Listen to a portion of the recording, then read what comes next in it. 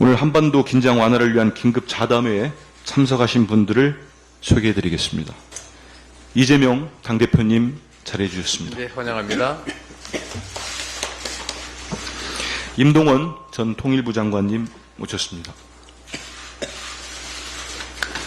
정세현 전 통일부 장관님 자리하셨습니다.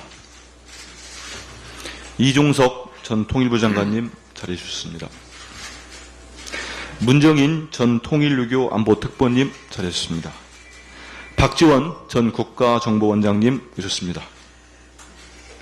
진성준 당 정책위 의장님 자리하셨습니다. 천준호 당대표 비서실장님이십니다.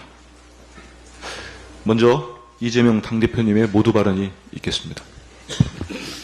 네, 존경하는 임동원, 정세현, 이종석 전 통일부 장관님, 그리고 문정인 통일외교 안보 전 특보님, 그리고 박지원 의원님, 정말로 바쁜 시간 이렇게 내주셔서 진심으로 감사드립니다.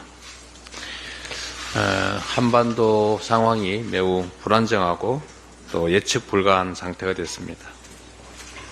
이럴 때 우리 한반도 평화 프로세스의 설계자 그리고 주역이신 5분을 모시고 우리가 처한 이 위기 상황을 어떻게 이겨내 갈지를 한번 말씀을 드릴 기회를 갖게 돼서 참으로 반갑게 생각합니다.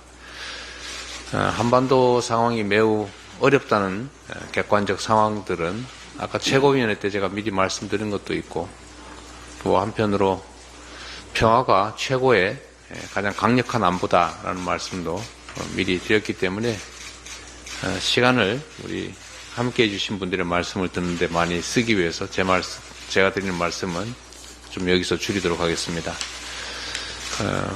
좋은 의견 많이 말씀해 주시고 우리가 비록 야당이긴 하지만 한반도 안보 문제는 여야가 없이 또 함께 반드시 또 해나가야 될 주요 정책 의제이기 때문에 오늘 의견들을 저희가 잘 모아서 우리 안보정책 수립과 집행에 도움이 되도록 하겠습니다. 가본 시간 내주셔서 정말 감사드리고요. 많은 말씀 주시기 부탁드립니다. 고맙습니다. 예, 이어서 임동원 전 통일부 장관님 말씀이 있겠습니다.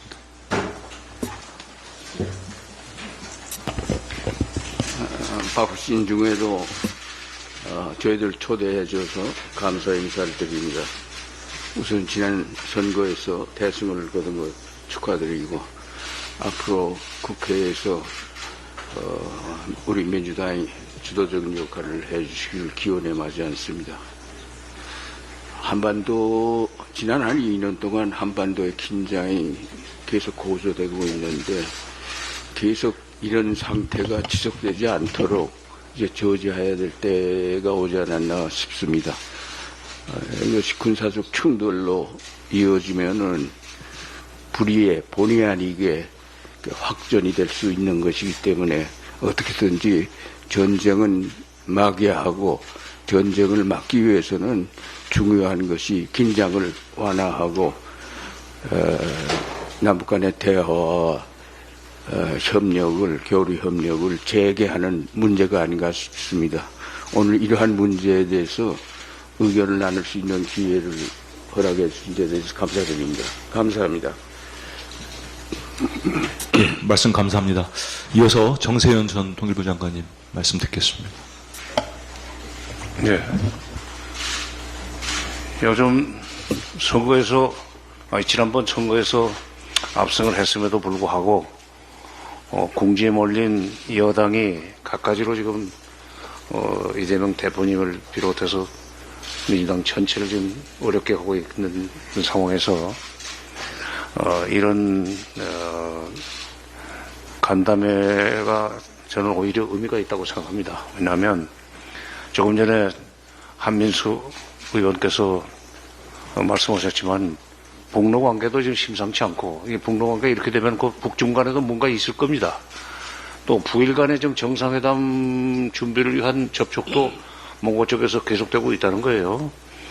주변 정세가 이렇게 바쁘게 돌아가는 상황에서 국내 정치에 민주당이 좀 너무 몰입될 수밖에 없는 상황이긴 하지만 수권 정당이 되고 싶으면 수권 정당답게 통일외교안보 분야 소위 이 대책을 좀 더 구체적으로 방법론까지 개발해 나가는 그런 준비를 좀 할 필요가 있다고 생각합니다. 마침 지금 정책위원회 의장님이 계시니까 말씀인데, 과거에도 민주당에서 무슨 정책위원회 의장이나 이런 이름으로 해가지고 통일외교 안보 무슨 고문회의 같은 걸 만들긴 했어요. 그걸 한 번도 회의를 한 적이 없습니다. 오늘 이번 일을 계기로 해서 좀 위원장 대표님 바쁘시니까 정책위원회 주관으로 해서 정례적으로 말하자면 주변 정세를 평가하고 집권했을 때 통일외교안보 정책을 어떤 식으로 전개해 나갈 것인가 하는 그 문제를 국민들한테 좀 연구하는 자세를 보여줘야 표가 나올 거 아닙니까? 대통령 선거 준비하는 차원에서. 네. 우리는 저희들 말고도 또 더 많은 전문가들이 있으니까 끼워주면은 뭐라면 아무 때나 오겠습니다. 근데 여기같이 출입이 복잡한 데 말고 밖에서 당에서 하든지 여거는 통일외교안보 분야 수권정당으로서의 통일외교안보 분야 정책을 지금부터 준비해 나가는 모습을 보여주시기 바랍니다. 예, 장관님 말씀 감사합니다. 이어서 문정인 전 통일외교안보특보님 말씀 듣겠습니다. 네, 초청해 주셔서 고맙습니다. 우리 이재명 대표님께서 말씀하시는 정말 평화가 최고의 안보라고 하는데 동의를 하는데요. 근데 안보 딜레마 문제가 있습니다. 안보를 우리가 열심히 잘하면 상대방도 안보 잘하거든요.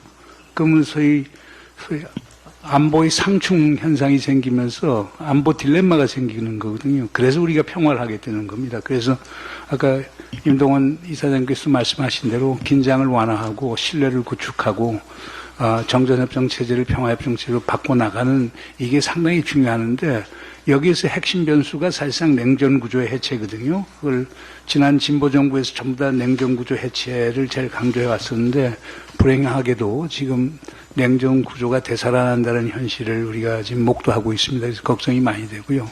또 다른 하나는 국민적 합의예요.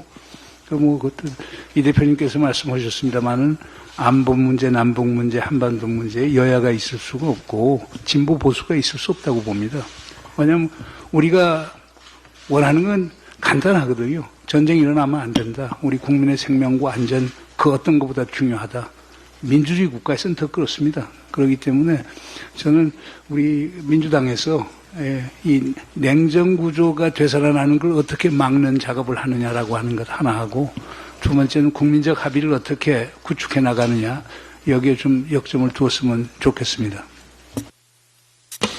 예, 말씀 감사합니다. 이어서 이종석 전 통일부 장관님 말씀 듣겠습니다. 예, 이렇게 귀중한 자리에 초청해 주셔서 고맙습니다.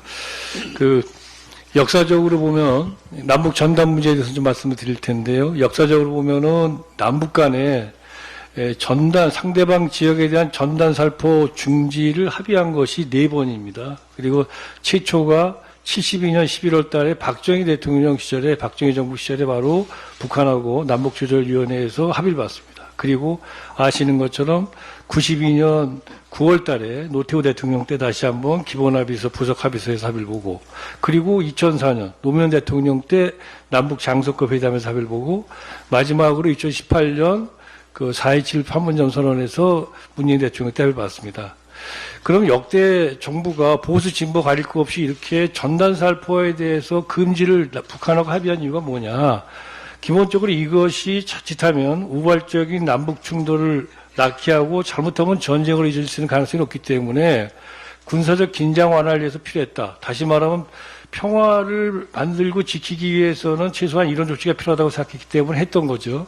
그런데 다 보시는 것처럼 지금 윤석열 정부는 일부 탈북민의, 사실은 이제 그런 합의 뒤에 특히 2000년 이후에는 남북한 간에 전단 살포가 없었는데 2004년경부터 일부 탈북민들이 이제 전단 살포를 했습니다. 대북 전단이죠. 그런데 여기에 대해서 윤석열 정부는 지금 표현의 자유라는 이름을 대면서 어떻게 보면은 방임 혹은 방조하는 듯한 모습을 보이겠습니다. 이런 정부는 지금 역사적으로 우리 역대 정부에서 처음입니다. 그래서 이렇게 되는 이유 중에 하나를 작년에 헌재에서 결정한 그 남북관계 발전법에 있는 이 대북전단 금지 조항, 이 조항이 위헌이라고 그랬는데 그것은 지나치게 일반 국민들의 표현의 자유를 제한한다고 해서 한 거지, 그 헌재 결정문에도 다 아시는 것처럼 그럼에도 불구하고 정부 당국은 지역민의 어떤 안전 그리고 국민의 안녕을 위해서 그 전단을 갖다가 뿌리는 걸 제지할 수 있다. 현행 관련 법령에 의거해서 이렇게 지금 얘기하고 있지 않습니까? 그런 점에서 지금 윤석열 정부는 이제라도 한반도 평화를, 남북 평화를 위해서 또 국민들의 어떤 불안감을 해소하기 위해서 전단을 뿌리는 탈북민 단체들을 설득하고 제재해야 된다. 아무리 일부 탈북민 단체의 표현의 자유가 중요하다 한들 국민의 안전과 생명 그리고 한반도 평화보다 중요할 수 없다. 이런 정신을, 이런 생각을 가지고 정부가 여기에 적극 나서야 되고, 민주당도 이 부분을, 즉 가장 근본적인 원인이 되는 일부 탈북민들의 전단 살포를 금지하는 걸 강력하게 요구해야 될 거라고 생각합니다. 예, 장관님 말씀 감사합니다. 이어서 박지원 전 국가정보원장님 말씀 듣겠습니다. 오늘 우리 5사람을 만나주신 이재명 대표께 감사드리고 수고하신 천준호 비서실장께도 감사를 드립니다. 2000년 6.15 남북정상회담 특사를 할 때 지금은 소천하신 강원영 목사님께서 경제는 무너져도 살릴 수 있지만 남북관계는 무너지면 다 죽는다. 김대중 대통령은 마지막까지 남북관계는 6.15로 돌아가면 해결된다라는 말씀을 남겼습니다. 김대중 대통령은 최초로 남북정상이 만나는 대화를 시작했고 노무현 대통령은 이어가셨습니다.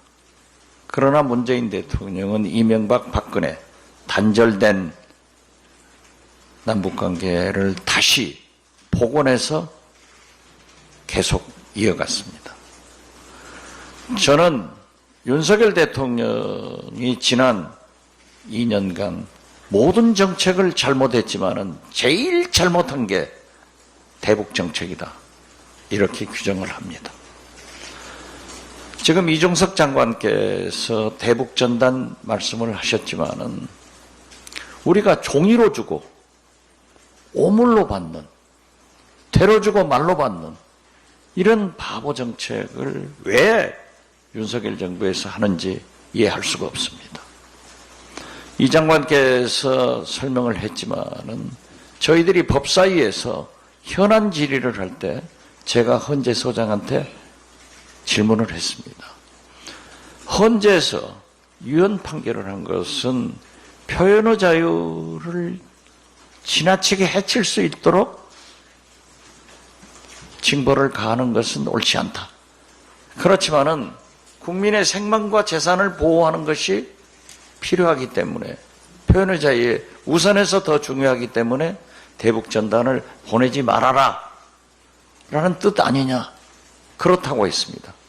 그러면 지금 현재 우리 국민들이 언론에서 잘못 알려진 것은 헌재가 좀 책임지고 고쳐야 되지 않느냐. 그렇게 하겠다고 했습니다. 마찬가지로 대법원의 최종 판결도 표현의 자유도 중요하지만은 우리 국민의 생명과 재산 보호가 우선하기 때문에 접경 지역에 우리 국민들이 반대하는 대북 전단을 보내지 말라. 이런 판결이 있습니다. 저는 어떻게 됐든 지금 현재 오물도 쓰레기로 바뀌었고 확성기도 하루하고 하지 않습니다.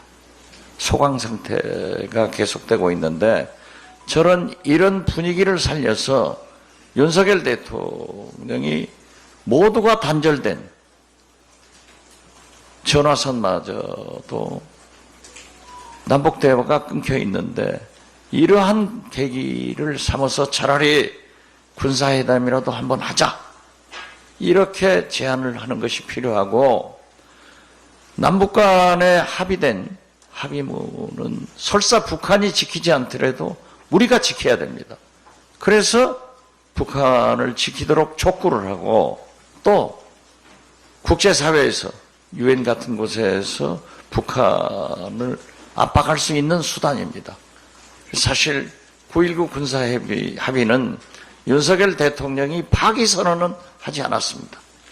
그렇기 때문에 저는 윤석열 대통령이 효력이 정지된 이 9.19 군사합의를 우리도 지킬 테니까 북한도 지켜라 하는 말씀을 하시면은 다시 복원할 수 있다, 이런 생각을 갖습니다. 감사합니다. 네, 원장님 말씀 감사합니다. 그 정동영 전 통일부 장관님 오셨습니다.